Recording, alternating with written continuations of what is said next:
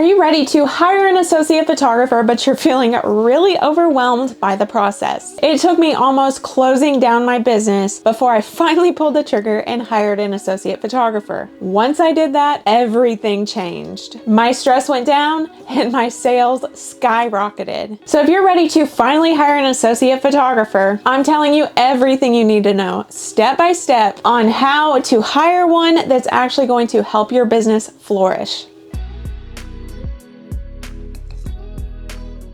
Hey, I'm Tracy and I help photographers stay forever booked out without the hustle. Be sure to grab my free guide outlining my 5 best tips for booking clients without Facebook ads. So the first step to hire an associate photographer is to actually find her. We have a few very active Facebook groups in the St. Louis area, so I went ahead and I put up a post. Let me read it to you. St. Louis photographers, I'm currently on the hunt for an associate photographer. If you're interested, please DM me. And then in quotation marks, I put must be female with a willing attitude and know how to use a camera in manual. I can teach everything else. I also added I'm 100% fine if you have another photography business and you're wanting to use this as a learning experience. And within 2 hours, I had 25 applicants, no joke. And within 24 hours, I had sifted through the applications, reviewed their work, decided who I wanted to work with, and interviewed her. The next week, she shadowed me at my already scheduled sessions and she took over my schedule the next month. So if you're looking for an associate photographer, I highly recommend using your local photography groups. And make sure to include exactly who you're looking for, their gender, their skill set, their experience, and their available hours. The second step to hiring an associate photographer was to make it legal. Yes, that means contracts, figuring out how to pay her, and having her fill out the W-9. Now, I did speak to my CPA and he recommended 1099 just due to the way that I was paying her. So before you make a decision, make sure that you speak to your accountant or your bookkeeper or whoever is doing your books so that you know exactly how to do this in the most legal way. I also bought the associate photographer contract through the Law Talk, and then I had her fill that out and we both signed it, and I'm going to include that link below. And that was it. It was legal. The third step to hiring an associate photographer was figuring out her schedule and then setting it up in my system. When I was photographing my own sessions, I would shoot 1 to 2 days per month. My associate, she's local, she has a family, so she wanted to change up the schedule a little bit. This just helps it fit her schedule a little bit more. It's taken some adapting on my end. Most weeks I have multiple ordering sessions, which is a lot different than the way that I used to run my ordering sessions. I used to get everything done in 1 week, and then I would be done with all of my photography sessions for the next 4 to 6 weeks. And after changing her schedule, we actually had to implement it, meaning we had to change up my software, which I use Acuity, and here's exactly what I changed up inside. Her availability. The emails so that I could give my clients her phone number for the day of the session. I added her to the software so that she could sync her calendar to Acuity. And then I had to adjust the session types in the calendar just a little bit so certain things would sync to her calendar and certain things would sync to my calendar, like consult and ordering sessions. I needed those. She needed the session days and the sessions, and I needed both. My calendar personally gets a little bit crazy due to my coaching calls, so I didn't want that to sync up on hers and take up all of her calendar space. She really didn't need to worry about that anyway. The fourth step to hiring an associate photographer is to let my upcoming clients know that going forward, my associate photographer would be taking over. So I reached out individually to each client, and I did it through text, which I don't always recommend, but in this case, I wanted it to be very, very personal. And here's the exact text that I sent. Hey, whoever,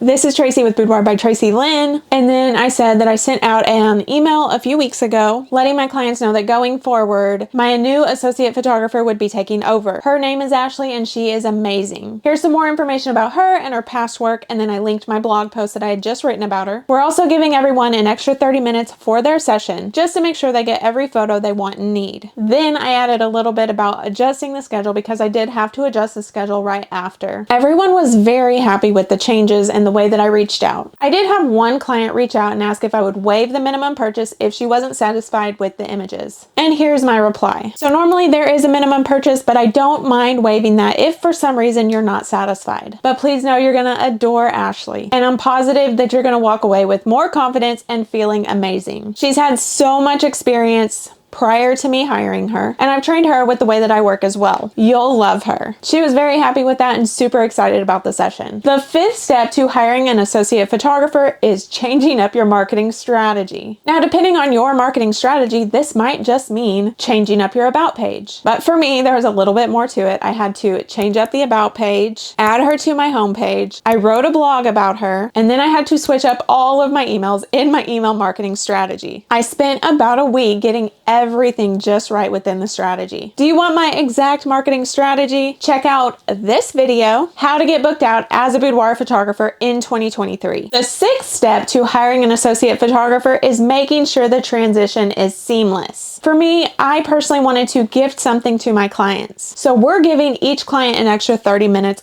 for their session. For the longest time, my sessions were just 1 hour, but now all sessions are an hour and a half. This not only gives them more time and more outfits, but also variety in their images, meaning my sales are bigger. It's a win-win, right? Now you may be wondering, how is it going now that I'm a few months into actually having an associate photographer? Well, in short, amazing. My clients love her. My sales average has increased, and she helped me break my high sales record. That's right, with an associate photographer, my sales average has increased and I broke my own high sales record. Before it was $5,400 and I was thrilled about that one. But in September, I had a high sale of $6,500. My sales average before was $2,300 and now it's $2,800. Plus, amazing review after amazing review is just rolling in. Want to start getting reviews that make potential clients drool? Then you need the TLC booking and reminder email templates, because inside there I have a review template that's going to help you get those drool-worthy reviews. And that's my ultimate guide to hiring an associate photographer. Be sure to subscribe to get notified on my next video, which is on what to expect in your upcoming boudoir session. And while you wait for that, be sure to check out this video. And if this was helpful, let me know and give it a like. Lainey says bye. We'll see you next time. Thanks for watching.